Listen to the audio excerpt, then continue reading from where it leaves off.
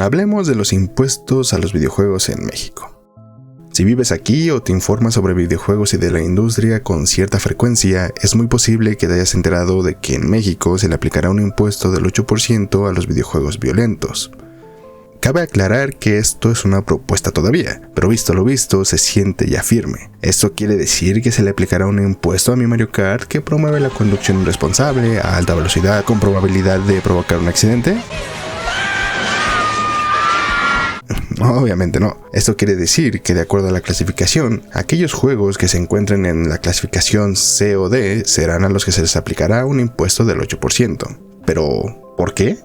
Bueno, pues para esto tenemos la exposición de motivos que nos da el contexto dado por la Cámara de Diputados para proponer este impuesto. Que en palabras simples quiere decir que los que propusieron esto aquí explican por qué lo proponen. Y bueno, es importante mencionar que es un archivo de 120 hojas, pero lo que nos interesa se encuentra de la página 26 hasta la 46, que es donde se habla en concreto de los videojuegos violentos y el tratamiento que se les dará. Pero antes, repasemos de manera general los 3 puntos anteriores que tocan las primeras páginas. Empezando por los tabacos labrados, donde también habla sobre otros productos que contengan nicotina natural o artificial. Nos explica que su consumo se asocia a más de 63,000...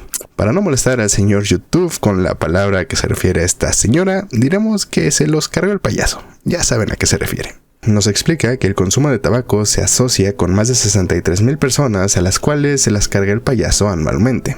Por lo cual, se nos dice que para hacer menos asequible el producto y de esta manera combatir y desincentivar su consumo, se aumentarán las tasas que se les aplican, pasando en este caso concreto del tabaco del 160 al 200%. Sí, escuchaste bien, se aumentarán, pues en realidad este impuesto, que tiene como nombre Impuesto Especial sobre Producción y Servicios, mejor conocido como IEPS, se empezó a aplicar desde 1980, donde el tabaquismo ya era un problema, y desde esa fecha el impuesto ha ido incrementando cada cierto tiempo. Y creo que es válido preguntarnos, ¿desde la creación de este impuesto especial, las muertes por tabaquismo han disminuido?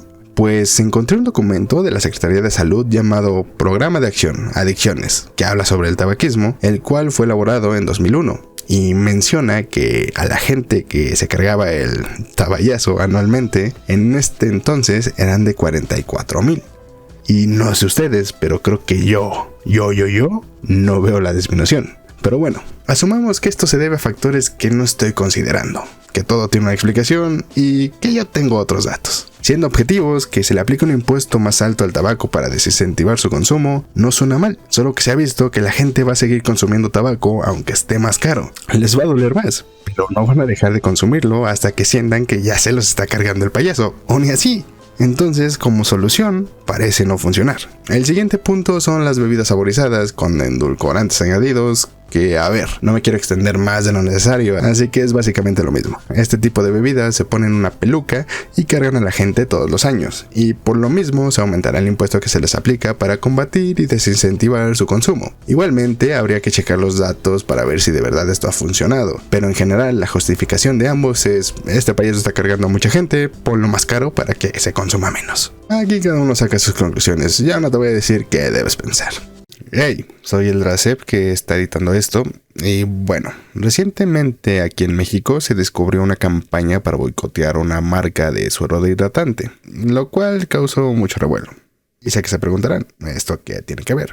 En principio, nada, pero viendo videos me encontré con este de Aries Terrón, un conocido no nuevo aquí en la plataforma que hizo un video relacionado, y en este video toca un poco justo el tema del IEPS hacia las bebidas con exceso de azúcares, lo cual, si bien no es estrictamente lo mismo que las bebidas con endulcorantes, el motivo está relacionado, así que nos sirve como información. Y bueno, yo dejo de hablar y los dejo con el fragmento. Dejo los respectivos créditos aquí en la descripción. Sí, cuando se creó el IEPS a refrescos en 2014, se nos vendió como una medida de salud pública, desincentivar el consumo de bebidas azucaradas y destinar lo recaudado a programas contra la obesidad y la diabetes. Sobre el papel, pues sonaba muy bien, pero la realidad fue otra. La Auditoría Superior de la Federación ha señalado en distintos informes que esos recursos no se etiquetaron para salud, sino que entraron a la bolsa general, como cualquier otro impuesto. De hecho, en 2019, la Auditoría Superior de la Federación reportó recaudación neta de más de 60,000 millones de pesos por IEPS a refrescos refrescos y bebidas alcohólicas, pero advirtió que no había mecanismos claros para garantizar su uso en programas de nutrición o bebederos escolares. Porque si en serio la prioridad fuera la salud, ya tendríamos campañas nacionales potentes, de verdad potentes, promoviendo la ingesta de agua simple, el acceso garantizado a vida suero oral en zonas vulnerables, por ejemplo, y una regulación estricta de publicidad engañosa, incluido esta clase de productos. ¿Por qué no? Pero nada de eso ocurre. Y ahora sí, continuamos con el video. El punto número 3 habla sobre los juegos con apuestas y sorteos. Y a ver, tampoco me voy a meter mucho aquí. Si quieres informarte sobre este tema, te invito a ver los videos de ByteByte, que explican muy bien la situación con este tipo de industria. Y como aquí en este canal no apoyamos este tipo de adicciones, celebramos todo aquello que esté en su contra. ¡Vamos! ¡Viva México! Perdón, se me salió lo Byting. Aún así, como con los anteriores, habrá que ver si de verdad esto funciona como un desincentivante y esto disminuye el número de familias rotas a causa de la ludopatía. Igual ya te digo que si viene un casino a querer darme dinero por promocionarlo, yo no soy quien para negarme. Y bueno, ahora sí, después de todo el contexto anterior, pasamos a lo que a todos nos interesa. Impuesto del 8% a los videojuegos violentos, que como ya mencionamos en un principio, se refiere a aquellos que estén clasificados como C o D, es decir, aquellos con violencia gráfica, lenguaje vulgar y contenido picante explícito, los cuales están dirigidos específicamente al público adulto. Pero desmenucemos la exposición de motivos, y es que nada más empezar nos dice lo siguiente: los videojuegos son un medio de esparcimiento a través de los cuales niños, jóvenes y adultos pueden desarrollar diversas habilidades cognitivas, sociales e incluso digitales. Y es que no se quedan aquí, ya que hacen referencia a un estudio de la UNICEF que menciona que ayuda a los niños, niñas y adolescentes a satisfacer las necesidades de competir, disfrutar autonomía y establecer vínculos, así como generar emociones positivas. Oye, pues lo que estoy leyendo es bastante positivo. En los 3 puntos anteriores se les crucificaba al tabaco, a las bebidas con endulcorantes y a los juegos de apuestas. Pero en cambio, los videojuegos, empezamos con un speech de por qué son buenos. Oh, espera, ¿qué es esto? Un pero, ya se habían tardado. Dicen que lo anterior es un hecho. Sin embargo, mencionan que su uso excesivo puede generar consecuencias en la salud. Y a ver, creo que eso lo sabemos todos los que jugamos. Estar sentado frente a una pantalla todo el día no es bueno, y si no sales o haces otras cosas volviendo el videojuego tu vida y sin obtener nada a cambio, creo que entendemos que algo no está bien. Y quiero creer que como cualquier adicción, lo que necesita esa persona no es que le quiten los videojuegos, pues ya es una adicción, y de hecho la OMS lo cataloga así, pero estamos hablando de un tema mucho más serio, que no se va a solucionar subiéndole un 8% a los videojuegos, porque creo que en el fondo ese tipo de personas ya saben que algo no está bien. Es como si a un adicto de alguna sustancia ilegal le suben el precio, va a buscar la forma de obtenerlo sí o sí, por lo que en este contexto, si la adicción es una preocupación para el gobierno, subir el precio suena más como aprovecharse de una persona enferma. Nos dicen que en ese sentido la UNICEF menciona que hay probabilidad de que los niños y adolescentes puedan desarrollar una relación poco saludable con los videojuegos, pero especificando que esto es más probable cuando otras facetas de la vida no son satisfactorias. Pero solo por curiosidad, veamos lo que dice la UNICEF. Pues para empezar, dicen que prefieren no usar la palabra adicción porque no creen que sería adecuado, y que es algo que causa preocupación innecesaria. Qué curioso que antes de citar a la UNICEF mencionen la palabra adicción. Que sí, es posible desarrollar una relación poco saludable con los videojuegos, pero aclaran que es algo que ocurre solo a una minoría de los jugadores. Entonces, ¿qué es lo que está causando tanto revuelo? Si hasta el propio gobierno cita a la UNICEF que menciona que no es algo grave mientras se tengan ciertos cuidados a la hora de exponer los videojuegos a los menores. Este es el inciso A, que aparte de esto nos menciona cifras que genera el gaming en México y otros datos estadísticos como la posición mundial de México en esta industria y el lugar que tiene en Latinoamérica. Obviamente no sin dejar pasar la oportunidad de mencionar que la OMS incluyó la adicción a los videojuegos como un trastorno mental en 2019, que como ya lo vimos, la UNICEF menciona que esta palabra muchas veces causa preocupación innecesaria. A pesar de eso, estoy de acuerdo en que se dé a conocer esta parte, pues es algo que podemos evitar fácilmente cuando somos conscientes, pero considero que hay un gran trecho entre informar y alarmar. Pasamos al inciso B. Videojuegos con contenido violento, extremo o para adultos, no apto para menores de 18 años. En pocas palabras, este inciso nos dice que hay videojuegos que incluyen contenido no apto para menores, y que debido a esto se han creado los lineamientos generales del Sistema Mexicano de Equivalencias de Clasificación de Contenidos de Videojuegos. En pocas palabras, categorías para que los consumidores estén informados sobre el contenido que el videojuego incluya. Y que de esta forma no le vayas a poner Manhunt, Postal o el Aristoputas a un niño o a un adolescente. Sin embargo, dicen que básicamente esto ya no sirve, porque los niños tienen acceso a este contenido a través de medios digitales, accesos y descargas, superando el control que los adultos ejercen sobre el uso de estos. ¿Qué es esto? ¿Los padrinos mágicos? ¿Niños sin control? No, pero hablando en serio, es un tema real. Muchos padres no saben de tecnología y sus hijos, que como muchos dicen, ya nacieron con el chip, superan en este aspecto a los adultos. Sin embargo, que esto suceda no quiere decir que no haya medidas que justamente están hechas para evitar esto, como controles parentales en todas las consolas, para que los menores no tengan acceso a este tipo de juegos con clasificación adulta. Y aún así hay otros métodos, como por ejemplo entrar a la página de la ESRB, que es la lista de clasificación de software de entretenimiento, donde puedes poner el juego que tu hijo o sobrino o lo que sea quiere jugar, y ahí mismo te dice qué clasificación tiene y qué tipo de contenido hay en él. Aquí lo ideal sería decirte que entras a la página del Sistema Mexicano de Equivalencias de Clasificación, pero no existe. Así que como este sistema está basado en SRB de Estados Unidos y Canadá, te dejo el dato. Las clasificaciones C y D serían el equivalente a las clasificaciones M para público maduro y AO solo para adultos. Y bueno, aquí empieza toda la artillería contra los videojuegos. Hablan sobre varios estudios que demuestran que los niños expuestos a videojuegos con contenido violento pueden llegar a sufrir depresión, comportamientos problemáticos en internet, menos horas de sueño, y como no puede faltar, que es algo que los vuelve más violentos. Aquí hago un paréntesis, pues es que en uno de los estudios longitudinales que citan para poder demostrar esto, dicen lo siguiente. Sin embargo, dado que el efecto típico de los videojuegos violentos sobre la agresión no es grande, es de esperar que no todos los estudios revelen efectos significativos.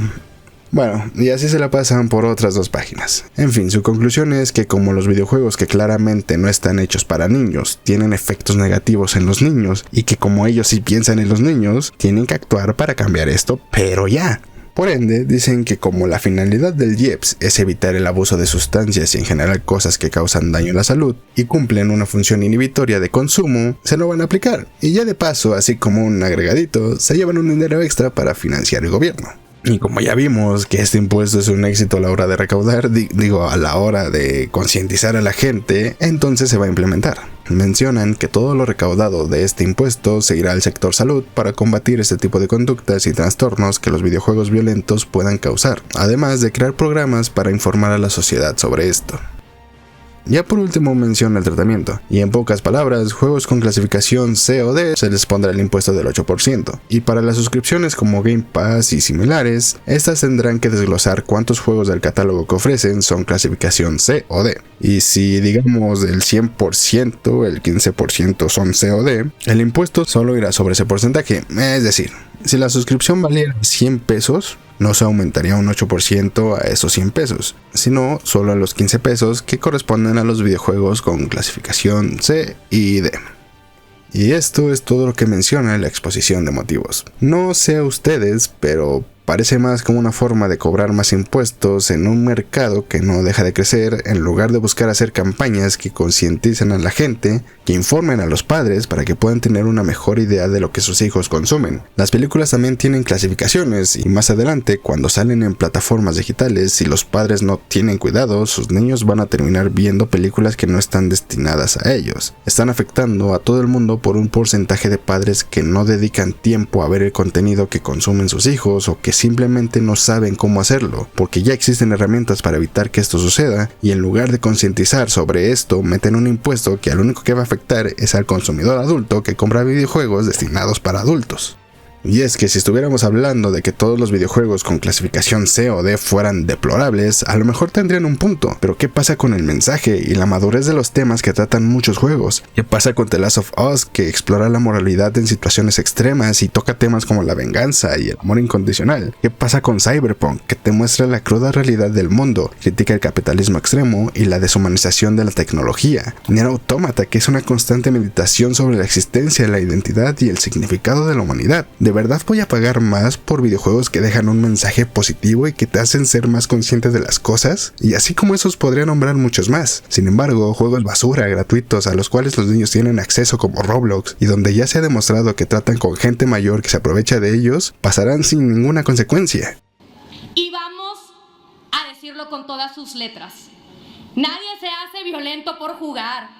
Nadie se vuelve criminal por sobrevivir al apocalipsis en The Last of Us. Nadie termina en la delincuencia por lanzar un fatality, el Mortal Kombat. Y nadie se convierte en narco por atrapar criaturas en Pokémon.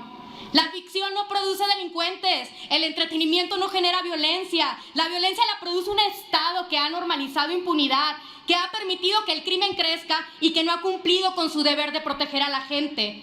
Si así fuera, países como Japón o Corea, que son en los que más videojuegos se consumen en el mundo, serían los más violentos, y ocurre exactamente lo contrario en este país.